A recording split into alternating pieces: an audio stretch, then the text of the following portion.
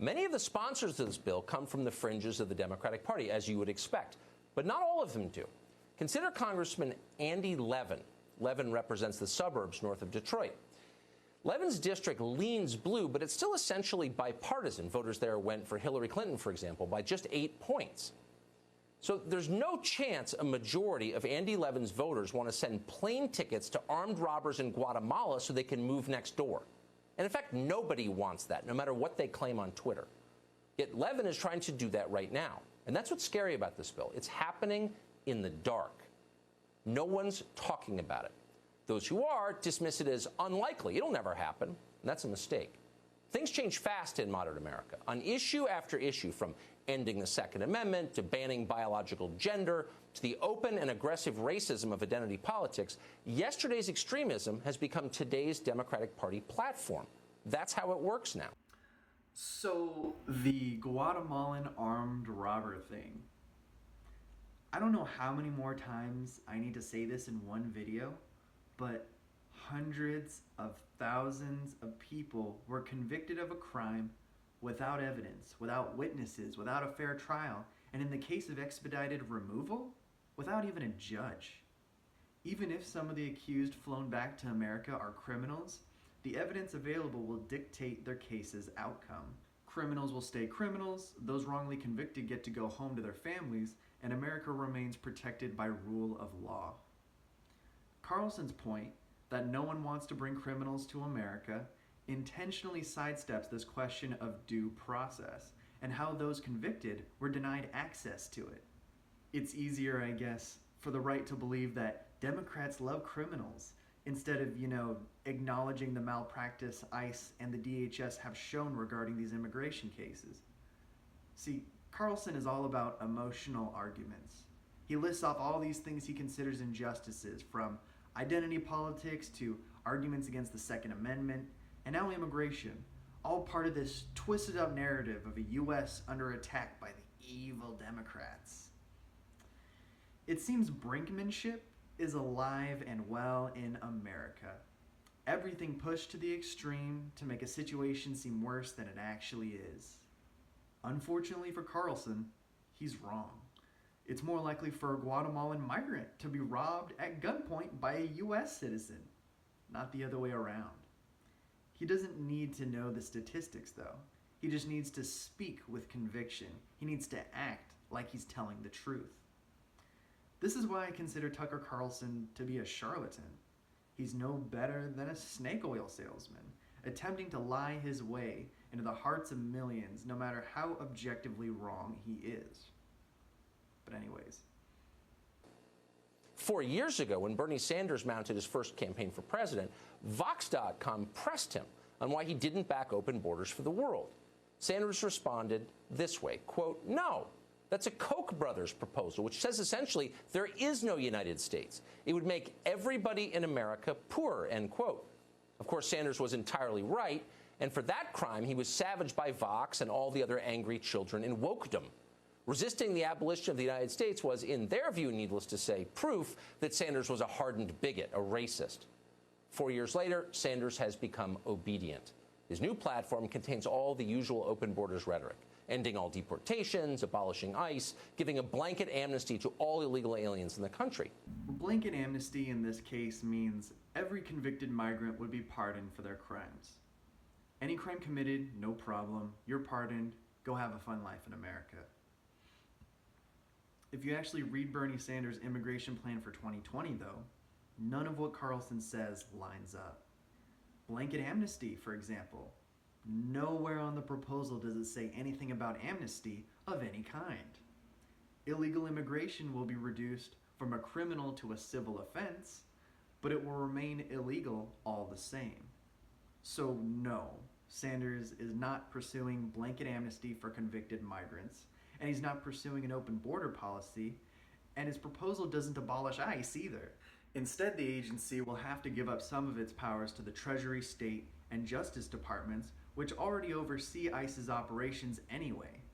See, not only is Carlson wrong, but his motivations in this video are obviously to just be as inflammatory as possible, even if it's not true. He and his producers know what they're doing. They know these scare tactics, veiled as honest reporting, will have the desired effect on their audience. Their audience isn't going to fact check them, and they're certainly not going to mistrust their hero, Tucker Carlson.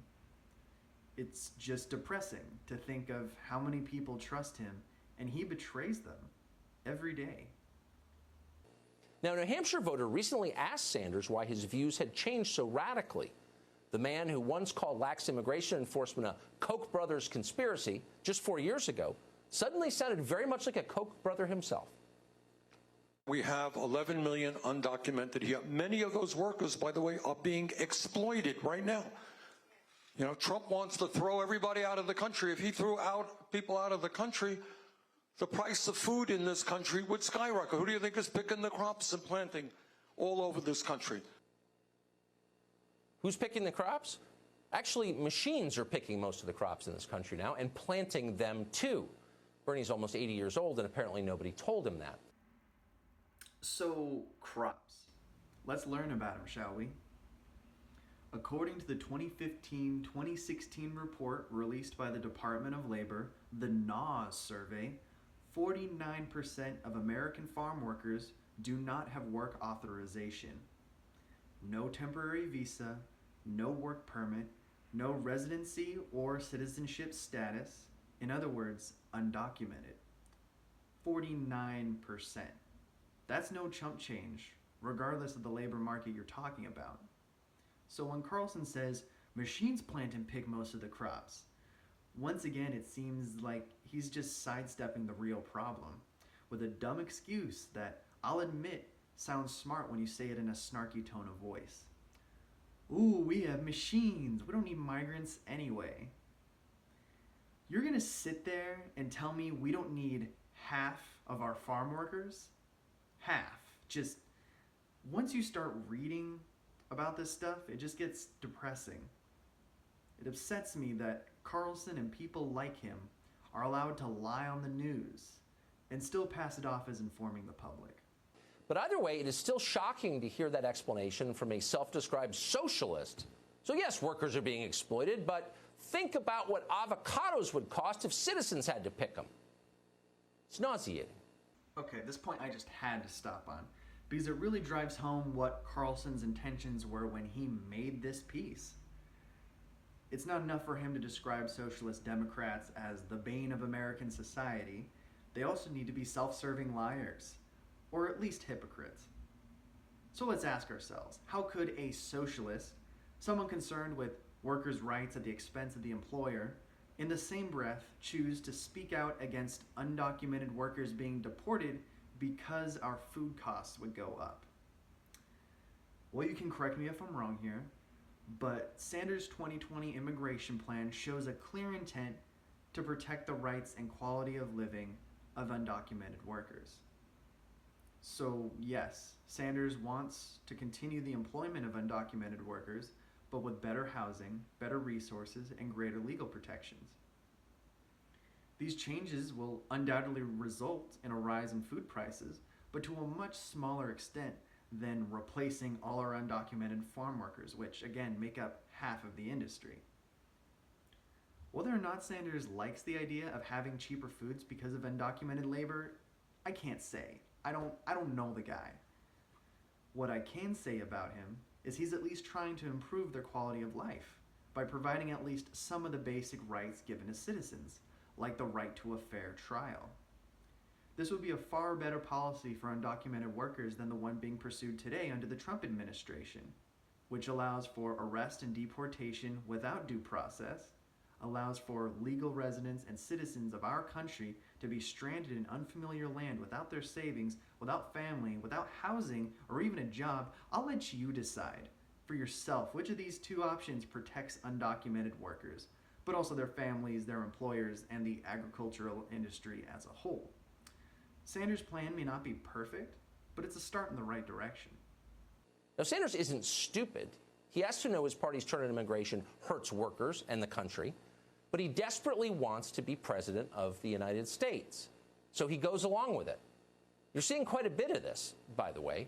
Joe Biden, who's supposedly the most moderate man in politics, old Uncle Joe, now is pushing for illegal aliens to get off on DUIs. Watch.